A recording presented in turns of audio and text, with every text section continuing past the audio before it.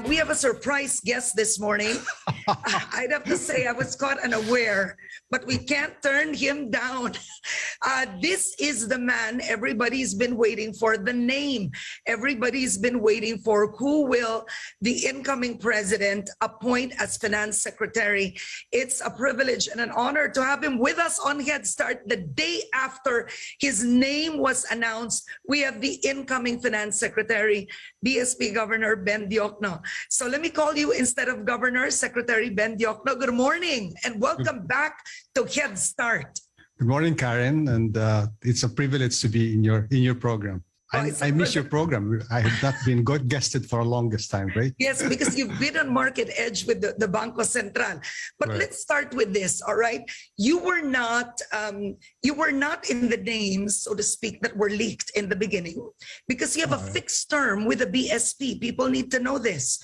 Am I right? So you have an extra year left with the Bangko Central. Correct. I'm supposed to finish my term July next year. Yes. Yes. So what made you say yes?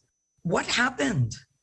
Well, duty calls, I think, because right now we have a very good team at the BSP. I know that Philip Medalla is a good replacement for me, and the president says he needs somebody who will be responsible for running the economy, and that's it. So how can you refuse the president who was elected by 31 million Filipinos? So that's the story.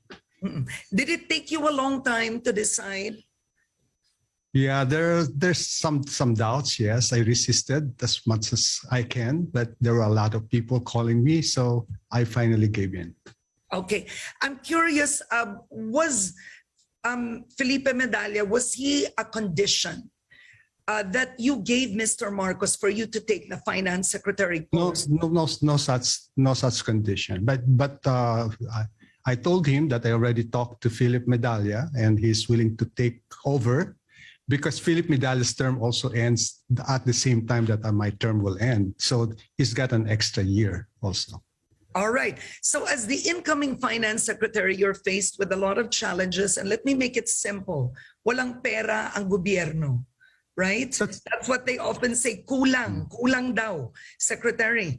I think right now, the budget department has recommended just a 200 billion peso increase for 2023 for Mr. Marcos's first year in office, which some would say would not be enough considering the needs post-pandemic.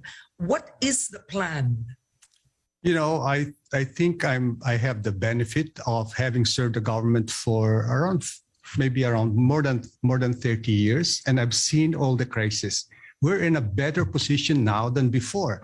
I've seen a debt to GDP ratio close to 100. Yeah. Okay. Yeah. So I've seen the worst of the Philippines. At that time, we're heavily indebted. And we had a hard time arguing with the IMF on our program. Now we don't have an IMF program. We are a net contributor to IMF. Before our foreign exchange reserves was only maybe down to 2 weeks worth of imports. Now it's more than 9 months worth of imports. We're in a better place right now. And in fact, this administration, the Duterte administration, is going to leave to the incoming administration a much better tax structure than before, and it raises more taxes. So I'm not worried about the level of the debt. For example, that's 63%. That's easily manageable because as long as the economy can grow at 6 to 7%, which was our record before the crisis, we can easily outgrow our debt. And most of our debt are domestic rather than foreign. Okay. So the problem now is, how do you come up with a fiscal consolidation program? Because right now our deficit is in the neighborhood of 7% of GDP. Yeah. We want to go back to 3% of GDP. And I think we have a plan for that. And would raising taxes be a part of the plan? You know, looking... taking a bird's eye view of our situation, our problem really is to get back on our growth trajectory. because that will solve a lot of problems. If we grow at 6 to 7%, that solves our tax revenue problem. That will solve our deficit problem. That will solve our debt problem. That will solve our concern for. I heard RC talking about poverty reduction. Yeah. You know, we were almost there. Our target under this administration is we will reduce poverty to 14%. We're almost there. It was 18% a year ago. Now, but of course, the pandemic got in the way. 2 years. But I think, given our plan, we will be able to reduce poverty to single digit by the end of this administration. So everything goes to growth. And so our focus should be how do we make all sectors grow, okay? Because there are some laggards like agriculture was not growing all these years, okay? We have to focus on that. Mining that was stopped for a while. It is now back. So we have to make sure that all sectors of the economy will grow.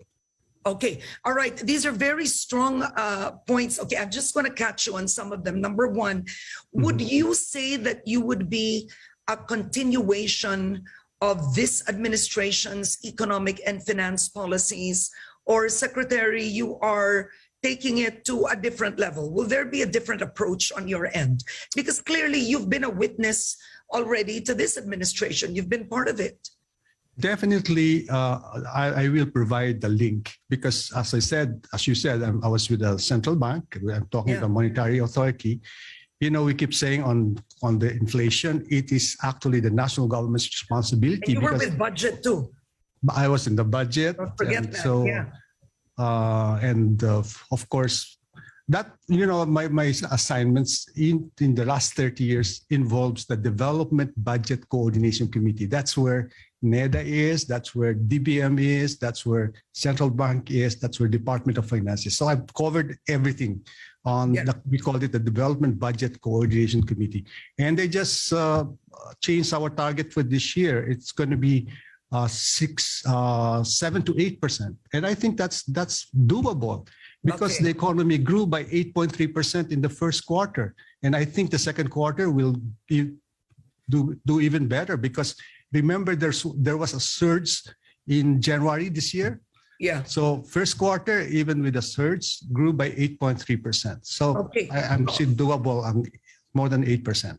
Okay, so Secretary, offhand is the issue is really the challenge is how to raise revenues. And of course, there's the issue of tax efficiency collection, there's customs, there's lessening smuggling. We've heard that from Mr. Marcos, which is where the executive comes in, the effectivity of executive leadership. But I want to ask you this, raising revenues, number one, for example, would selling government property be something that you as a finance secretary would suggest? One that's been floated is, for example, selling the land in Naiya, which is 646 hectares, help pay off the loan, and build elsewhere, build airports elsewhere.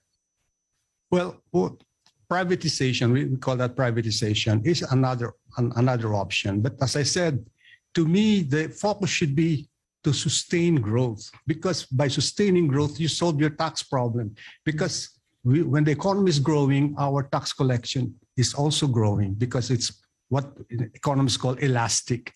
Okay, so the higher the growth, the higher the tax collection. So that solves it. Plus, we also changed the structure of the tax. We now cut our personal income tax. We cut the consumption, corporate income tax. We increase the tax on cigarettes and liquor. And so the tax structure that we are going to leave to, I'm talking of my transition, right? The tax structure that this government will leave to the next government is much, much better than the tax structure that we inherited from the previous government. So to me, grow the economy, focus on tax administration first, okay? As you said, improve the collection. And we have also done something on the collection. I understand that 99% of tax payments now are done digitally. That's a major improvement. So you don't have to line up. You don't have to go to the BIR regional offices, line up and pay. You can do it digitally. That is more efficient. and it reduces corruption. Okay. Okay, And just so very quickly, I also have questions here from viewers who are obviously in business, who want to know where you're going with this. But quickly on tax reform, there are two more pending packages here. One that tackles real property valuation reform, and the other one is passive income and financial, the Intermediary Taxation Act. Would you be pushing for these two additional packages, Secretary? Yes, as long as Congress is willing to move this quickly, yes, we are going to. But this is only one of the things that we are going to look into. Okay, it's not priority, but if the Congress is willing to pass this, so much, that's gravy. Okay, but as I said, the key is grow the economy, and then everything will follow. Okay, so number one, will Secretary Diokno, number one, quickly, will you push for new tax measures the first year of Mr. Marcos's term? Except for that residual, the last two parts of the tax reform that will be bequeathed that we will inherit, that's fine. Okay. Other than that, I think we should stop first looking at tax reform. Well, what I'm saying is we are happy with the present tax structure. It's the implementation. Okay. All right. Number two, will Secretary Diokno push for more private-public partnerships, bring in the private sector even more than the Duterte administration did? Definitely. And you know what's the difference between the Duterte administration and the incoming administration? When we came in, we don't have a long list of shovel-ready or implementation-ready projects. And it takes about a year or two to come up with a new project. Now we're going to leave to this administration some more than 80 projects, and they can do it public-private. And you know the background for that is that we have this recently passed Public Service Act. This is a 90-year project. Now foreigners can come in 100%, and they can invest in telco, they can invest in airports, can invest in shipping. So there are lots of projects that they can enter 100%. All right. Another question now is digitalization. All right. How will this, I guess, grow exponentially during Marcos's term? Because in an interview, Mr. Marcos said he wants to prioritize, of course, with digitalization, na huli ang Pilipinas kumpara sa ating mga kapitbahay. That's true. That's also my personal advocacy. When I came into the BSP, I said, I want at least half of all transactions to be in digital form. And we're fairly close to it. And thanks to the pandemic, okay, now people don't want to go to the banks or go to the stores. It's through digital payments. So we're fairly close to it. The other goal that I have when I came in is that I want 70%, at least 70% of all Filipinos to have financial accounts. In other words, they should participate in the financial system. And I think this government also has a program for what they call e-GovPay. So now if you want to do business with government electronically, you want to pay taxes electronically, and so forth and so on. That is now on stream. And I think it's now a matter of maybe inviting more foreigners to invest in telco, because that's where we need, right? The capacity for Wi-Fi or something like that. Okay. Okay, and of course, this administration, its main mantra was build, build, build. But let's face it, there were targets that were missed. Would you tweak that for the Marcos administration? Mr. Marcos said he would like to continue build, build, build. But how would you, being the finance secretary, you have a lot of, actually, you can steer the ship on this one, on the priorities. Where would you go with build, build, build? Now, again, on speaking of continuity, I'm part of that build program.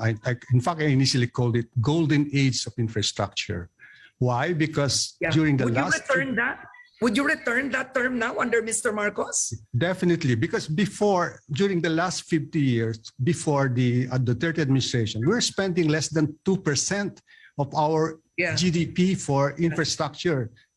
That's why we got this reputation as having the poorest infrastructure in this part of the world, right? Yeah. So we plan to have infrastructure spending as percent of GDP to be around maybe 5 to 6%. And we did. Okay, it averaged about 5.8%. I think that should be continued because it creates a lot of jobs, high quality jobs, and it expands the capacity of the economy. Okay, because now you got better airports, better seaports, and being an archipelagic island, we really need shipping to be super efficient. So I think that should continue. We should link what I call the lagging regions to the leading regions so that you create a lot of opportunities along the way. Okay. All right. Another question is with the Bureau of Internal Revenue, of course, tax collection.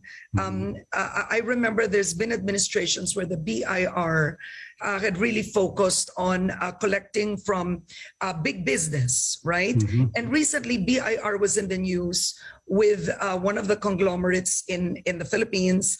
And let me say Mega World has issued a statement to say that they are not remiss in any of their taxes to balance this conversation. What is your take on the recent news with the BIR and I guess moving forward with businesses as well? Well, I have not looked into that specific issue, but I think what is important on any tax system is that it's got to be fair and perceived to be fair by everyone. Okay, so you should not be using it for any particular purpose, but other than raising taxes for the government. So you should show or fairness. harassment or harassment. Correct. You should show fairness so that people will willingly pay, and of course they recognize that you need taxes to finance priority projects of the government. So they should also see where the taxes are being used. That's very important. Transparency, openness. Where are our taxes going? Okay. Okay. Now, with the outgoing President Duterte, he was quite, one would say, hands off in terms of his economic team, right? That would be fair to say. His economic team was quite independent. It steered its own ship. There was a lot of trust.